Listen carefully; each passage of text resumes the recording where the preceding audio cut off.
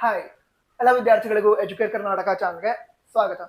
ಈಗ ಕೆಲವು ದಿನಗಳ ಹಿಂದೆ ನಾನು ವಿಡಿಯೋನ ಮಾಡಿದ್ದೆ. ಈ ಸೀಟ್ ಮ್ಯಾಟ್ರಿಕ್ಸ್ ಅನ್ನ ರಿಲೀಸ್ ಮಾಡಿದಾರೆ ಅಂತ. ಆ ಸೀಟ್ ಮ್ಯಾಟ್ರಿಕ್ಸ್ ಅನ್ನ ನೀವು ಆಪ್ಷನ್ ಎಂಟ್ರಿ ಮಾಡೋದಕ್ಕೆ ಯೂಸ್ ಮಾಡ್ಕೋಬಹುದು ಅಂತ ಕೂಡ ಹೇಳಿದ್ದೆ. ಈಗ ತುಂಬಾ ಸ್ಟೂಡೆಂಟ್ಸ್ ಸೀಟ್ ಮ್ಯಾಟ್ರಿಕ್ಸ್ ಡೌನ್ಲೋಡ್ ಮಾಡ್ಕೊಳ್ಳೋದು ಹೇಗೆ ಅಂತಾನೆ ಗೊತ್ತಾಗ್ತಿಲ್ಲ ಅಂತ ಹೇಳ್ತಾ ಇದ್ರು. ಮತ್ತೆ ಕೆಲವು ಸ್ಟೂಡೆಂಟ್ಸ್ ಸೀಟ್ ಮ್ಯಾಟ್ರಿಕ್ಸ್ ಅನ್ನ ಹೇಗೆ ಯೂಸ್ ಮಾಡ್ಕೊಳ್ಳೋದು, ಈಗ ರಿಲೀಸ್ ಮಾಡಿದ್ದಾರೆ ಬಟ್ ಯೂಸ್ ಹೇಗೆ ಮಾಡ್ಕೊಳ್ಳೋದು ಅಂತ ಹೇಳ್ತಾ ಇದ್ರು. ಅದಕ್ಕೋಸ್ಕರ ಈ ವಿಡಿಯೋದಲ್ಲಿ ಡೌನ್ಲೋಡ್ ಹೇಗೆ ಮಾಡೋದು ಅದನ್ನು ಕೂಡ ಎಕ್ಸ್ಪ್ಲೈನ್ ಮಾಡ್ತೀನಿ. ಹಾಗೆ ಸೀಟ್ ಮ್ಯಾಟ್ರಿಕ್ಸ್ ಅನ್ನ ಈ ಆಪ್ಷನ್ ಎಂಟ್ರಿ ಕಾಲೇಜ್ಗಳ ಲಿಸ್ಟ್ ಏನಿದೆ ಅದನ್ನ ಪ್ರಿಪೇರ್ ಮಾಡ್ಕೊಳ್ಳೋದಕ್ಕೆ ಹೇಗೆ ಯೂಸ್ ಮಾಡಬಹುದು ಅದನ್ನು ಕೂಡ ಎಕ್ಸ್ಪ್ಲೈನ್ ಮಾಡಿ. ಮೊದಲಾಗಿ ಹೇಗೆ ಡೌನ್ಲೋಡ್ ಮಾಡ್ಕೊಳ್ಳೋದು ಅಂತ ತಿಳ್ಕೊಳ್ಳೋದಾದ್ರೆ ಕೇದವರ ಅಫಿಷಿಯಲ್ ವೆಬ್ಸೈಟ್ ಏನಿದೆ cet.online.karnataka.gov.in ಇದನ್ನ ವಿಸಿಟ್ ಮಾಡಿ. ಓಕೆನಾ, ಅಲ್ಲಿ ಮೇಲ್ಗಡೆ 3 ಡಾಟ್ಸ್ ಕಾಣ್ತಾ ಇದೆ, ಅದನ್ನ ಕ್ಲಿಕ್ ಮಾಡಿ. ಕ್ಲಿಕ್ ಮಾಡಿದ ನಂತರ ಇಲ್ಲಿ ಪ್ರವೇಶ ಅಂತ ಒಂದು ಆಪ್ಷನ್ ಕಾಣ್ತಾ ಇದೆಯಾ, ಕಾಣ್ತಾ ಇದೆ. ಸೊ ಅದನ್ನ ಕ್ಲಿಕ್ ಮಾಡಿ. ಅದನ್ನ ಕ್ಲಿಕ್ ಮಾಡಿದ ನಂತರ ಅಲ್ಲಿ UGCET 2025 ಅಂತ ಇದೆ, ಅದನ್ನ ಕ್ಲಿಕ್ ಮಾಡಬೇಕಾಗತ್ತೆ. ಅದನ್ನ ಕ್ಲಿಕ್ ಮಾಡಿದ ನಂತರ ಅಲ್ಲಿ UGCET 2025 engineering draft seat matrix ಅಂತ ಆಪ್ಷನ್ ಇದೆ, ಅದನ್ನ ಕ್ಲಿಕ್ ಮಾಡಿದ್ರಾಯ್ತು. ಕ್ಲಿಕ್ ಮಾಡಿದ ತಕ್ಷಣ PDF ಡೌನ್ಲೋಡ್ ಆಗುತ್ತೆ. ಆ PDF ಅಲ್ಲಿ ಸೀಟ್ ಮ್ಯಾಟ್ರಿಕ್ಸ್ ಇರುತ್ತೆ. ಅಂದ್ರೆ ಈ ವರ್ಷ ಯಾವ್ಯಾವ ಎಂಜಿನಿಯರಿಂಗ್ ಕಾಲೇಜ್ಗಳಲ್ಲಿ ನೀವು ಅಡ್ಮಿಷನ್ ಪಡೆದುಕೊಳ್ಬಹುದು, ನಂತರ ಪರ್ಟಿಕ್ಯುಲರ್ ಕಾಲೇಜಲ್ಲಿ ಯಾವ್ಯಾವ ಬ್ರಾಂಚಸ್ ಇದೆ ಆ ಎಲ್ಲ ಡೀಟೇಲ್ಸ್ ಕಾಣುತ್ತೆ. ನಂತರ ಇದು ಡ್ರಾಫ್ಟ್ ಸೀಟ್ ಮ್ಯಾಟ್ರಿಕ್ಸ್ ಆಗಿರುತ್ತೆ. ಮುಂದೆ ಫೈನಲ್ ಸೀಟ್ ಮ್ಯಾಟ್ರಿಕ್ಸ್ ಕೂಡ ಕೇದವರು ರಿಲೀಸ್ ಮಾಡ್ತಾರೆ, ವೇಟ್ ಮಾಡಿ. ಈಗ ಫೈನಲ್ ಸೀಟ್ ಮ್ಯಾಟ್ರಿಕ್ಸ್ ಮತ್ತು ಇದಕ್ಕೆ ಡಿಫ್ರೆನ್ಸ್ ಏನು ಅಂತ ಹೇಳಿದ್ರೆ, ಫೈನಲ್ ಸೀಟ್ ಮ್ಯಾಟ್ರಿಕ್ಸ್ ಅಲ್ಲಿ ಈಗ ಕೌನ್ಸಿಲಿಂಗ್ ಥ್ರೂ ಇರುವಂತಹ, ಅಂದ್ರೆ ಕೌನ್ಸಿಲಿಂಗ್ ಥ್ರೂ ಅಡ್ಮಿಷನ್ ಪಡೆದುಕೊಳ್ಳುವಂತಹ ಎಲ್ಲಾ ಕಾಲೇಜಸ್ ಹೆಸರು ಇರುತ್ತೆ. ಈಗ ಡ್ರಾಫ್ಟ್ ಸೀಟ್ ಮ್ಯಾಟ್ರಿಕ್ಸ್ ಅಲ್ಲಿ ಏನಾಗುತ್ತೆ, ಈಗ ಕೆಲವು ಕಾಲೇಜ್ಗಳು ಕೇದವರಿಗೆ ಅವರ ಕಾಲೇಜಲ್ಲಿ ಯಾವ್ಯಾವ ಬ್ರಾಂಚಸ್ ಇದಾವೆ, ಎಷ್ಟು ಸೀಟ್ಸ್ ಇದಾವೆ ಅದ್ರ ಡೀಟೇಲ್ಸ್ ಕೊಡದೇ ಇದ್ರೆ ಆ ಕಾಲೇಜ್ಗಳ ಹೆಸರು ಇರೋದಿಲ್ಲ. ಅದಕ್ಕೋಸ್ಕರ ಫೈನಲ್ ಸೀಟ್ ಮ್ಯಾಟ್ರಿಕ್ಸ್ ಅಲ್ಲಿ ಈಗ ಇರುವಂತಹ ಸೀಟ್ಗಳಿಗಿಂತ ಸ್ವಲ್ಪ ಸೀಟ್ಸ್ ಜಾಸ್ತಿ ಆಗುತ್ತೆ. ಕ್ಲಿಯರ್ ಆಯ್ತಾ? ಸೊ ಈಗ ಆ ಸೀಟ್ ಮ್ಯಾಟ್ರಿಕ್ಸ್ ಅನ್ನ ಹೇಗೆ ಚೆಕ್ ಮಾಡೋದು ಅಥವಾ ಹೇಗೆ ಯೂಸ್ ಮಾಡ್ಕೊಳ್ಳೋದು ಅಂತ ನಿಮಗೆ ಹೇಳ್ತೀನಿ. ಮೊದಲಾಗಿ ಅದೇ PDF ಡೌನ್ಲೋಡ್ ಮಾಡ್ಕೋತಾರೆ, ಅದನ್ನ ಓಪನ್ ಮಾಡ್ತಾರೆ. ಓಪನ್ ಮಾಡಿದ್ರೆ ಈ ರೀತಿ ಕಾಣುತ್ತೆ. ಸುಮಾರು 98 ಪೇಜಸ್ ಇದೆ ಈ ಒಂದು PDF ಅಲ್ಲಿ. ನಂತರ ಎಲ್ಲ ಪೇಜಸ್ ಕೂಡ ಕರೆಕ್ಟ್ ಆಗಿ ನೋಡಿ.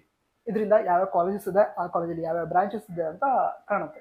ಇದೀಗ ಕನ್ಸ್ಟಿಟ್ಯೂಯೆಂಟ್ ಕಾಲೇಜ್ ಆಫ್ VTU ಅಂತ ಇದೆ, ಅಲ್ಲಿ ಯಾವ್ಯಾವ ಬ್ರಾಂಚಸ್ ಇದಾವೆ, ಎಷ್ಟು ಸೀಟ್ಸ್ ಇದಾವೆ ಅದ್ರ ಡೀಟೇಲ್ಸ್ ಕೊಟ್ಟಿದ್ದಾರೆ. ಈಗ computer science and engineering 30 seats ಇದಾವೆ ಅಂತ ಕೊಟ್ಟಿದ್ದಾರೆ. ನಂತರ SNQ ಕೋಟಾ ಅಂಡರ್ ಈ ಕಂಪ್ಯೂಟರ್ ಸೈನ್ಸ್ ಅಂಡ್ ಎಂಜಿನಿಯರಿಂಗ್ ಇದಕ್ಕೆ 1 ಸೀಟ್ ಇದೆ ಅಂತ ಕೊಟ್ಟಿದ್ದಾರೆ. ಇದೇ ರೀತಿ ಯಾವ ಬ್ರಾಂಚಸ್ ಇದಾವೆ ಆ ಕಾಲೇಜಲ್ಲಿ ಅದ್ರ ಡೀಟೇಲ್ಸ್ ಕೊಟ್ಟಿದ್ದಾರೆ. ಇದೇ ರೀತಿ ನೀವು ಚೆಕ್ ಮಾಡ್ತಾ ಹೋದ್ರೆ ಈಗ KCET ಥ್ರೂ ಅಡ್ಮಿಷನ್ ಪಡೆದುಕೊಳ್ಳಲಿಕ್ಕೆ ಆಗುವಂತಹ ಎಲ್ಲ ಕಾಲೇಜ್ಗಳ ಡೀಟೇಲ್ಸ್ನ ನೀವು ನೋಡ್ತಾ ಹೋಗ್ಬೋದು. ಓಕೆನಾ, ಇಲ್ಲಿಗ Visvesvaraya technological university Belagavi campus ಅಂತ ಇದೆ, ಅಲ್ಲಿ ಯಾವ್ಯಾವ ಬ್ರಾಂಚಸ್ ಇದಾವೆ ಅದು ಕೊಟ್ಟಿದ್ದಾರೆ. ಈಗ BTech in artificial intelligence and data science ಅಂತ ಇದೆ.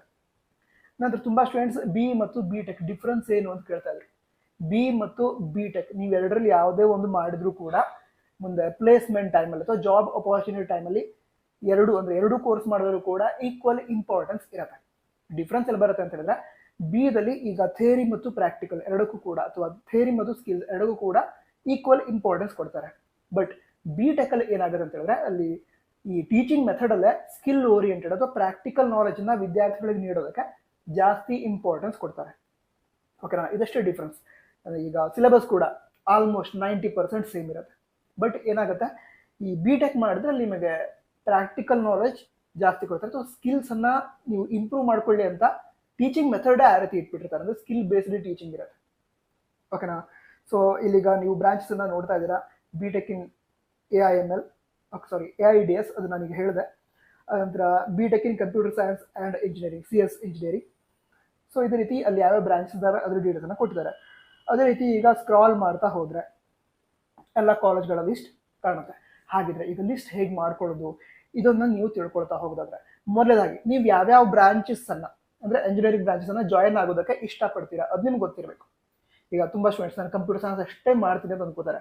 ನಿಮಗೆ ಮತ್ತೊಂದು ವಿಷಯ ಹೇಳ್ತೀನಿ. ಈಗ ಕಂಪ್ಯೂಟರ್ ಸೈನ್ಸ್ ಎಂಜಿನಿಯರಿಂಗ್ ಹಾಗೆ ಇನ್ಫಾರ್ಮೇಶನ್ ಸೈನ್ಸ್ ಇಂಜಿನಿಯರಿಂಗ್ ಎರಡೂ ಬ್ರಾಂಚ್ಗಳ ಸಿಲೆಬಸ್ ಏನಿರುತ್ತೆ ಆಲ್ಮೋಸ್ಟ್ ಸೇಮ್ ಇರುತ್ತೆ. Up to 75 to 80% syllabus same ಇರುತ್ತೆ.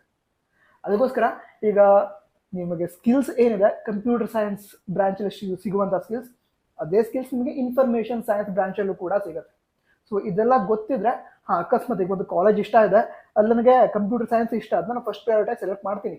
ಅಕಸ್ಮಾತಾಗಿ ಕಂಪ್ಯೂಟರ್ ಸೈನ್ಸ್ ಸಿಗದೇ ಇದ್ರೆ ಇನ್ಫಾರ್ಮೇಶನ್ ಸೈನ್ಸ್ ಅನ್ನ ಸೆಲೆಕ್ಟ್ ಮಾಡ್ಕೋತೀನಿ. ಈ ರೀತಿ ತಲೆಯಲ್ಲಿ ಇರಬೇಕು ನಿಮಗೆ, ಅಥವಾ ಈ ಎಲ್ಲ ವಿಷಯಗಳು ಗೊತ್ತಿರಬೇಕು. ಇದರಿಂದ ಯಾವ ಬ್ರಾಂಚಸ್ ಸೆಲೆಕ್ಟ್ ಮಾಡಬಹುದು ಇದನ್ನೆಲ್ಲ ತಿಳ್ಕೊಳ್ಬೇಕು. ಅದಕ್ಕೋಸ್ಕರ ಮೊದಲಿಗೆ ನೀವು ನೋಡಬೇಕಾಗಿರೋದು ಯಾವ್ಯಾವ ಬ್ರಾಂಚಸ್ಗೆ ನೀವು ಅಡ್ಮಿಷನ್ ಮಾಡ್ಕೊಳ್ಳೋದಕ್ಕೆ ನಿಮಗೆ ಇಷ್ಟ ಇದೆ ಅದನ್ನು ತಿಳ್ಕೊಳ್ತೀರಾ. ಅದರ ನಂತರ ನಿಮಗೆ ಬೇಕಾದಂತಹ ಬ್ರಾಂಚ್ ಈ ಸೀಟ್ ಮ್ಯಾಟ್ರಿಕ್ಸ್ ಅಲ್ಲಿ ನೋಡಿ ಯಾವ್ಯಾವ ಕಾಲೇಜಲ್ಲಿ ಇದೆ ಚೆಕ್ ಮಾಡ್ಬೇಕು ತಾನೆ, ಅದನ್ನ ಚೆಕ್ ಮಾಡ್ಕೋತೀರಾ ಯಾವ್ಯಾವ ಕಾಲೇಜಲ್ಲಿ ನಿಮಗೆ ಬೇಕಾದಂತಹ ಬ್ರಾಂಚಸ್ ಇದಾವೆ ಅಂತ. ಈಗ ಎಕ್ಸಾಂಪಲ್ ಇಲ್ಲಿಗ ಆಚಾರ್ಯ ಇನ್ಸ್ಟಿಟ್ಯೂಟ್ ಆಫ್ ಟೆಕ್ನಾಲಜಿ ಅಂತ ಇದೆ. ಸೊ ಇಲ್ಲಿಗ ಏರೋನಾಟಿಕಲ್ ಇಂಜಿನಿಯರಿಂಗ್ ಅಂತ ಇದೆ. ನಿಮಗೆ ಏರೋನಾಟಿಕಲ್ ಇಂಜಿನಿಯರಿಂಗ್ ಮಾಡೋದಕ್ಕೆ ಇಷ್ಟ ಇಲ್ಲ ಅಂತ ಹೇಳಿದ್ರೆ ಅದನ್ನ ಬಿಡ್ತೀರಾ. ಅದ್ರ ನೆಕ್ಸ್ಟ್ ಏನಿದೆ artificial intelligence and machine learning ಅಂತ ಇದೆ, ಒಂದು ಟ್ರೆಂಡಿಂಗ್ ಬ್ರಾಂಚ್ ಇದು. ಸೊ ಅದಕ್ಕೋಸ್ಕರ ನಿಮ್ಗೆ ಇಷ್ಟ ಆದರೆ ಅದನ್ನ ಏನು ಮಾಡ್ತೀರಾ ಅಂದರೆ ಆಚಾರ್ಯ ಇನ್ಸ್ಟಿಟ್ಯೂಟ್ ಆಫ್ ಟೆಕ್ನಾಲಜಿ ಅಂತ ನಿಮ್ಮ ಲಿಸ್ಟಲ್ಲಿ ಹೆಸರು ಬರ್ಕೊಂಡು ಅದರೊಳಗಡೆ ಯಾವ ಬ್ರಾಂಚ್ ಇಷ್ಟ artificial intelligence and machine learning ಅದನ್ನು ಬರ್ಕೊಂಡ್ರಿ. ಅದ್ರ ಕೆಳಗಡೆ ಕಂಪ್ಯೂಟರ್ ಸೈನ್ಸ್ ಇಂಜಿನಿಯರಿಂಗ್ ಅದನ್ನು ಬರ್ಕೊಂಡ್ರಿ. ನಂತರ computer science and engineering data science ಅಂತ ಇದೆ, ಸೊ ಅದನ್ನು ಬರ್ಕೊಂಡ್ರಿ. ಇದೇ ರೀತಿ ನಿಮಗೆ ಯಾವ್ಯಾವ ಬ್ರಾಂಚ್ ಬೇಕೋ ಅದನ್ನು ಬರ್ಕೊಂಡ್ರಿ. ಇನ್ಫಾರ್ಮೇಷನ್ ಸೈನ್ಸ್ ಇಂಜಿನಿಯರಿಂಗ್ ಅಂತ ಇದೆ, ಸೊ ಅದನ್ನು ಬರ್ಕೊಂಡ್ರಿ.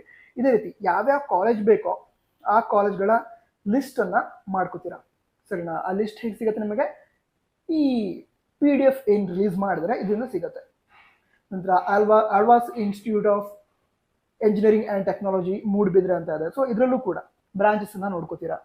ಸೊ ಇದೆಲ್ಲ ಆದ ನಂತರ ನಿಮಗೆ ಯಾವ್ಯಾವ ಬ್ರಾಂಚ್ ಇಷ್ಟನೋ ಅದು ಯಾವ್ಯಾವ ಕಾಲೇಜಸ್ಸಲ್ಲಿದೆ ಅಂತ ಲಿಸ್ಟ್ ಮಾಡ್ಕೊಳ್ತೀರಾ. ಈಗ ಲಿಸ್ಟ್ ಮಾಡ್ಕೊಂಡಿದ್ರೆ ಆ ಕಾಲೇಜನ್ನು ಡೈರೆಕ್ಟಾಗಿ ಎಂಟ್ರಿ ಮಾಡೋದು ಬಿಡೋದಲ್ಲ. ಯಾವ ಕಾಲೇಜ್ ತುಂಬ ಚೆನ್ನಾಗಿದೆ ಅದು ಕೂಡ ಗೊತ್ತಿರಬೇಕಲ್ವಾ. ಅದು ಹೇಗೆ ಗೊತ್ತಾಗುತ್ತೆ ಅಂತಂದರೆ ಕಟ್ ಆಫ್ ಬೇಸ್ ಮೇಲೆ ಗೊತ್ತಾಗುತ್ತೆ. ಸರಿನಾ? ಕಟ್ ಆಫ್ ಬೇಸ್ ಮೇಲೆ ಗೊತ್ತಾಗುತ್ತೆ. ಸೊ ಈಗ ಲಿಸ್ಟ್ ಮಾಡೋದು ಹೇಗೆ ಅಂತ ನಿಮಗೆ ಅರ್ಥ ಆಯಿತು ಅಂತ ಅನ್ಸುತ್ತೆ. ಅಂದರೆ ಕಾಲೇಜ್ಗಳು ಲಿಸ್ಟ್ ಇಲ್ಲಿದೆ, ಯಾವ ಬ್ರಾಂಚ್ ಇದಾವೆ ಅಂತಿದೆ. ಸೊ ಅದರಲ್ಲಿ ನಿಮಗೆ ಯಾವ ಬ್ರಾಂಚ್ ಇಷ್ಟನೋ ಅದಕ್ಕೆ ಸಂಬಂಧಂತಹ ಕಾಲೇಜ್ಗಳನ್ನ ಲಿಸ್ಟ್ ಮಾಡ್ಕೊತೀರಾ. ಅದ್ರ ನಂತರ ಏನು ಮಾಡಬೇಕಾಗತ್ತೆ ಅಂತ ಹೇಳಿದ್ರೆ ಆ ಕಾಲೇಜ್ಗಳು ಹೇಗಿದಾವೆ ಅಂತ ತಿಳ್ಕೊಂಡು ಬೇಕಾದಂತಹ ಕಾಲೇಜ್ಗಳನ್ನ ಲಿಸ್ಟಲ್ಲಿ ಇಟ್ಕೊಳ್ಳೋದು, ಬೇಡದಿರೋ ಕಾಲೇಜನ್ನ ಲಿಸ್ಟಿಂದ ಡಿಲೀಟ್ ಮಾಡ್ತಾ ಹೋಗೋದು. ಈ ರೀತಿ ಮಾಡ್ತಾ ಹೋಗ್ಬೇಕಾಗತ್ತೆ. ಓಕೆನಾ? ಸೊ ಅದಕ್ಕೋಸ್ಕರ ಏನು ಮಾಡ್ತೀರಾ, ಒಮ್ಮೆ ಈಗ ಕಾಲೇಜ್ಗಳ ಲಿಸ್ಟ್ ಆದ ನಂತರ ಕಟ್ ಆಫ್ ಅಂತ ಇರುತ್ತೆ. ಸೊ ಆ ಕಟ್ ಆಫನ್ನು ಚೆಕ್ ಮಾಡ್ತಾ ಹೋಗಿ. ಈಗ ಯಾವ ಕಾಲೇಜಿನ ಕಟ್ ಆಫ್ ಜಾಸ್ತಿ ಇರುತ್ತೆ ಆ ಕಾಲೇಜು ಚೆನ್ನಾಗೇ ಇರುತ್ತೆ. ಈಗ ಫಾರ್ ಎಕ್ಸಾಂಪಲ್ ಕರ್ನಾಟಕದ ಟಾಪ್ ಎಂಜಿನಿಯರಿಂಗ್ ಕಾಲೇಜ್ ಅಲ್ಲೇನು ಮಾಡ್ತಾರೆ, ಆಲ್ಮೋಸ್ಟ್ ಎಲ್ಲ ವಿದ್ಯಾರ್ಥಿಗಳು ಕೂಡ ರ್ಯಾಂಕ್ ಚೆನ್ನಾಗಿ ಬಂದಿರಲಿ ಚೆನ್ನಾಗಿ ಬರದೇ ಇರಲಿ, ನನಗಲ್ಲಿ ಸೀಟ್ ಸಿಗಬೇಕು ಅನ್ನೋ ಆಸೆ ಎಲ್ರಿಗೂ ಇರುತ್ತೆ ತಾನೆ, ಎಲ್ಲರೂ ಅಪ್ಲೈ ಮಾಡ್ತಾರೆ. ಬಟ್ ಸೀಟ್ ಸಿಗೋದು ಯಾರಿಗೆ? ಒಳ್ಳೆ ರ್ಯಾಂಕ್ ಇದ್ದವರಿಗೆ. ಅದು ಅವಾಗ ಏನಾಗುತ್ತೆ ಅಂತ ಹೇಳಿದ್ರೆ ಆ ಒಂದು ಪರ್ಟಿಕ್ಯುಲರ್ ಕಾಲೇಜ್ನ ಕಟ್ ಆಫ್ ಜಾಸ್ತಿ ಆಗಿದೆ, ಟಾಪ್ ಕಾಲೇಜ್. ಅದೇ ರೀತಿ ಈಗ ನೀವೀಗ ಒಂದು ಕಾಲೇಜನ್ನು ನೋಡಿದ್ರೆ ಅಂತ ಹೇಳಿದ್ರೆ ಆ ಕಾಲೇಜ್ನ ಕಟ್ ಆಫ್ ಚೆಕ್ ಮಾಡ್ತಾ ಹೋದಾಗ ಕಾಲೇಜ್ ಹೇಗಿದೆ ಅನ್ನೋ ಐಡಿಯಾ ನಿಮ್ಗೆ ಸಿಗುತ್ತೆ. ಆ ವಿದ್ಯಾರ್ಥಿಗಳ ಪ್ರಯಾರಿಟೀಸ್ ಬೇರೆ ಬೇರೆ ಇರುತ್ತೆ. ಕೆಲವು ವಿದ್ಯಾರ್ಥಿಗಳಿಗೆ ನಮ್ಮದೇ ಊರಲ್ಲಿ ಸೀಟ್ ಸಿಗಲಿ ಅಂತ ಇರುತ್ತೆ. ಬಟ್ ಎಲ್ಲ ವಿದ್ಯಾರ್ಥಿಗಳು ಹಾಗಿರಲ್ಲ. ಆ ಕಾಲೇಜಲ್ಲಿ ಅಡ್ಮಿಷನ್ ಪಡೆದುಕೊಳ್ಳುವಂತಹ ಎಲ್ಲ ವಿದ್ಯಾರ್ಥಿಗಳು ಹಾಗಿರಲ್ಲ. ಅದರಿಂದ ಏನಾಗುತ್ತೆ ಅಂತ ಹೇಳಿದ್ರೆ ಒಂದು ಕಾಲೇಜ್ನ ಕಟ್ ಆಫ್ ಜಾಸ್ತಿ ಇದೆ ಅಂತ ಹೇಳಿದ್ರೆ ಆ ಕಾಲೇಜ್ ಚೆನ್ನಾಗಿ ಇದೆ ಅಂತಲೇ ಅರ್ಥ. ಅದಕ್ಕೋಸ್ಕರ ಕಾಲೇಜ್ಗಳ ಲಿಸ್ಟ್ ಮಾಡ್ಕೋತೀರಾ. ಅದ್ರ ನಂತರ ಕೇದೌರ ಅವರ ಅಫಿಷಿಯಲ್ ವೆಬ್ಸೈಟ್ ಏನಿದೆ ಅಲ್ಲೇ ಲಾಸ್ಟ್ ಇಯರ್ ಕಟ್ ಆಫ್ ಕೊಟ್ಟಿದ್ದಾರೆ. ಅದಕ್ಕೆ ನೀವೇನು ಮಾಡಬೇಕಾಗುತ್ತೆ ಅಂತ ಹೇಳಿದ್ರೆ ಲಾಸ್ಟ್ ಇಯರ್ ಕಟ್ ಆಫ್ ಅನ್ನ ಓಪನ್ ಮಾಡಿ ಕಾಲೇಜ್ ವೈಸ್ ಕೂಡ ಚೆಕ್ ಮಾಡ್ಬೋದು. ನಿಮ್ಗೆ ಹೇಳಬೇಕಾ? ಓಕೆ, ಅದನ್ನು ಕೂಡ ಹೇಳ್ತೀನಿ. ಈಗ ಏನು ಮಾಡ್ತೀನಿ ಅಂತ ಹೇಳಿದ್ರೆ ಕೇದವರ ಅಫಿಷಿಯಲ್ ವೆಬ್ಸೈಟ್ನ ವಿಸಿಟ್ ಮಾಡ್ಕೊಳ್ಳಿ. ವಿಸಿಟ್ ಮಾಡಿದ್ರಾ ಅಲ್ಲಿ ಏನಾಗುತ್ತೆ ಅಂತ ಹೇಳಿದ್ರೆ KEA ಬಾಟ್ ಅಂತ ಕೊಟ್ಟಿದ್ದಾರೆ, ಅದನ್ನು ಕ್ಲಿಕ್ ಮಾಡಿ. ಬಾಟನ್ನ ಕ್ಲಿಕ್ ಮಾಡಿದ ನಂತರ ಓಕೆ 1 ಮಿನಿಟ್, ಅದಕ್ಕೂ ಆಪ್ಷನ್ ತಗೊಳ್ತಾ ಇಲ್ಲ. ಓಕೆ, ಹಾಂ, ಬಾಟನ್ನ ಕ್ಲಿಕ್ ಮಾಡಿದ್ರಿ. ಬಾಟನ್ನ ಕ್ಲಿಕ್ ಮಾಡಿದ ನಂತರ ಅಲ್ಲಿ ಕೆಲವು ಆಪ್ಷನ್ಸನ್ನು ಕೊಡ್ತಾರೆ. ಆ ಆಪ್ಷನ್ಗಳಲ್ಲಿ ಇಲ್ಲಿಗ check last year cut off rank ಅಂತ ಇದೆ, ಅದನ್ನು ಕ್ಲಿಕ್ ಮಾಡಿದ್ರಿ. ಕ್ಲಿಕ್ ಮಾಡಿದ್ರೆ ಏನಾಗುತ್ತೆ, UGCET ನೀಟ್ ಅಂತ ಹೇಳ್ತಾರೆ. ನಾನೀಗ UGCET ಬಗ್ಗೆ ಅಂದರೆ ಇಂಜಿನಿಯರಿಂಗ್ ಬಗ್ಗೆ ಹೇಳ್ತಿದ್ದೀನಿ. UGCET ಸೆಲೆಕ್ಟ್ ಮಾಡ್ತೀರಾ. ಅದರ ನಂತರ ಅಲ್ಲಿಗ search rank by college name ಅಂತ ಇದೆ. ಸೊ ಅವಾಗ ಏನು ಮಾಡ್ತೀರಾ, ರ್ಯಾಂಕ್ ಬೈ ಕಾಲೇಜ್ ನೇಮ್ ಅಂತ ಕೊಟ್ರಿ. ಅಲ್ಲಿಗ ಕಾಲೇಜ್ಗಳ ಹೆಸರನ್ನು ತೋರಿಸ್ತಾ ಇದ್ದಾರೆ. ನನಗೆ ಇಂಜಿನಿಯರಿಂಗ್ ಕಾಲೇಜ್ ಬಗ್ಗೆ ಮಾತಾಡ್ತಿರೋದು, ಅದಕ್ಕೋಸ್ಕರ ಈಗ ಯಾವುದೋ ಒಂದು ಇಂಜಿನಿಯರಿಂಗ್ ಕಾಲೇಜನ್ನು ಸೆಲೆಕ್ಟ್ ಮಾಡೋಣ. Dayanand Sagar college of engineering Bengaluru ಅಂತ ಇದೆ, ಅದನ್ನು ಸೆಲೆಕ್ಟ್ ಮಾಡಿದೆ. ಓಕೆ ಅಂತ ಕೊಟ್ಟೆ. ಅವಾಗ ಅಲ್ಲಿ ಕ್ಯಾಟಗರಿಯನ್ನು ಸೆಲೆಕ್ಟ್ ಮಾಡೋದಕ್ಕೆ ಕೇಳಿದ್ದಾರೆ. ಒಂದು 2A ಜನರಲ್ ಬರುತ್ತೆ, ಸೊ ಅದನ್ನು ಸೆಲೆಕ್ಟ್ ಮಾಡಿದೆ. ಸೊ ಈಗ ಅವ್ರು ಏನು ಮಾಡ್ತಾರೆ ಅಂತ ಹೇಳಿದ್ರೆ first round, second round, third round ಅಂತ ಕೊಟ್ಟಿದ್ದಾರೆ. ಸೊ ಯಾವ ರೌಂಡ್ನ ಕಟ್ ಆಫನ್ನು ಚೆಕ್ ಮಾಡಬೇಕು ಅಂತ ಹೇಳಿದ್ರೆ 3 ರೌಂಡ್ನ ಕಟ್ ಆಫನ್ನು ನೀವು ಚೆಕ್ ಮಾಡಬೇಕಾಗುತ್ತೆ. ಸೊ ಈಗ ನನಗೆ ಎಕ್ಸಾಂಪಲ್ಗೆ ಫಸ್ಟ್ ರೌಂಡ್ ಕಟ್ ಆಫನ್ನು ಚೆಕ್ ಮಾಡ್ತೀನಿ. ಫಸ್ಟ್ ರೌಂಡ್ ಕಟ್ ಆಫನ್ನು ಚೆಕ್ ಮಾಡೋದಕ್ಕೆ ಕ್ಲಿಕ್ ಮಾಡಿದ್ದೀನಿ. ಸೊ ಅಲ್ಲೀಗ ಯಾವ್ಯಾವ ಬ್ರಾಂಚಸ್ಗೆ ಎಷ್ಟೆಷ್ಟು ಕಟ್ ಆಫ್ ಇದೆ ಫಸ್ಟ್ ರೌಂಡಲ್ಲಿ ಅದು ಕೊಟ್ಟಿದ್ದಾರೆ. ಈಗ Dayanand Sagar college of engineering artificial intelligence and machine learning 2A ಜನರಲ್ಗೆ ಫಸ್ಟ್ ರೌಂಡಲ್ಲಿ 7141 ಕಟ್ ಆಫ್ ಇದೆ. ಓಕೆನಾ?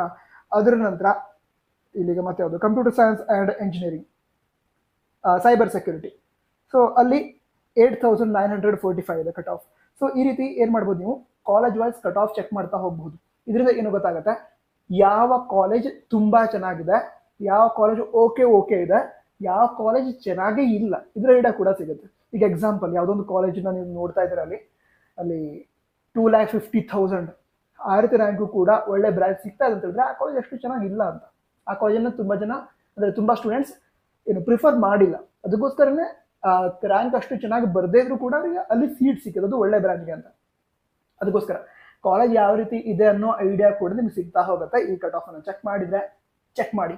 ಹಾಗೆ ಆಪ್ಷನ್ ಎಂಟ್ರಿ ಲಿಸ್ಟ್ ಆದಷ್ಟು ಬೇಗ ರೆಡಿ ಇಟ್ಕೊಳ್ಳಿ. ಯಾಕಂತ ಹೇಳಿದ್ರೆ ಆಪ್ಷನ್ ಎಂಟ್ರಿ ಮುಂದೆ ಒಂದು 10 to 15 ಡೇಸ್ ಒಳಗಡೆ ಸ್ಟಾರ್ಟ್ ಆಗುತ್ತೆ. 10 to 15 ಡೇಸ್ ಇದೆ ಅಂತ ಕುತ್ಕೊಂಡ್ರಿ ಅಂತ ಹೇಳಿದ್ರೆ ಪ್ರಾಬ್ಲಮ್ ಸಿಕ್ಕಾಕೋತೀರ. ಪ್ರಾಬ್ಲಮ್ ಆಗಬಾರ್ದು ಅಂದರೆ ಪ್ರಿಪರೇಷನ್, ಅಂದರೆ ಆಪ್ಷನ್ ಎಂಟ್ರಿ ಲಿಸ್ಟ್ನ ಪ್ರಿಪರೇಷನ್ ನಿಮ್ಮದು ಈಗಲೇ ಆಗಿರಬೇಕು. ರೆಡಿ ಮಾಡ್ಕೊಳ್ಳಿ ಆಪ್ಷನ್ ಎಂಟ್ರಿ ಲಿಸ್ಟ್ನ. ಮತ್ತೆ ಡೌಟ್ ಇದ್ರೆ ಕಮೆಂಟ್ ಬಾಕ್ಸ್ ತಿಳಿಸಿ, ವಿಡಿಯೋ ಮಾಡಿ ನಿಮಗೆ ಬೇಕಾದಂತಹ ಎಲ್ಲ ಇನ್ಫಾರ್ಮೇಷನ್ ಕೊಡ್ತೀನಿ. ನಂತರ all the best. Jai Hind, Vande Mataram.